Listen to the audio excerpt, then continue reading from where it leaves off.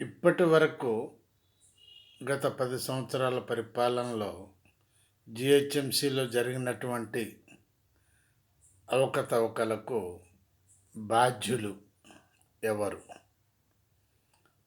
ఆ యొక్క మినిస్టర్దే బాధ్యత లేదా కమిషనర్లదే బాధ్యత? జిహెచ్ఎంసి కమిషనర్దే బాధ్యత వహించాలనా లేదా మినిస్టర్ బాధ్యత వహించాలనా? ఎవరో ఒక్కసారి ఆలోచించండి. ప్రస్తుతం అవకతవకలకు సంబంధించి పెద్దల దగ్గర నుంచే పర్మిషన్ ఉన్నట్టుగా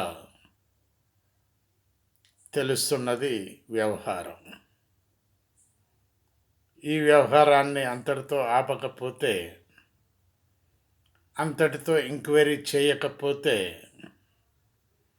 ఫర్దర్గా ఉన్నటువంటి వాళ్ళ మీద ఆ గజ్జె తగులుకుంటుంది.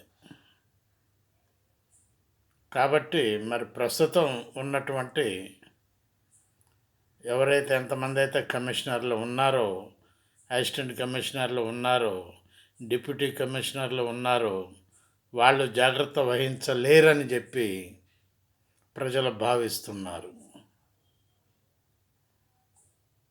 ప్రస్తుతం ఈ విషయం తెలిస్తే ఈ కాంట్రాక్టులు,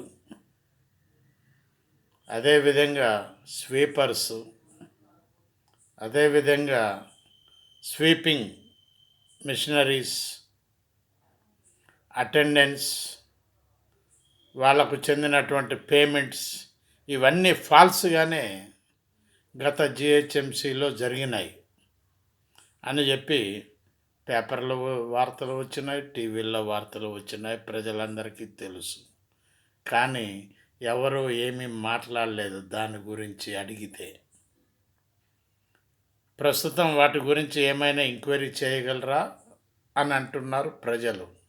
ఆలోచించండి ఒక్కసారి. సీఎం రేవంత్ రెడ్డి గారు, బాలసాని వీరప్రసాద్, హైదరాబాద్.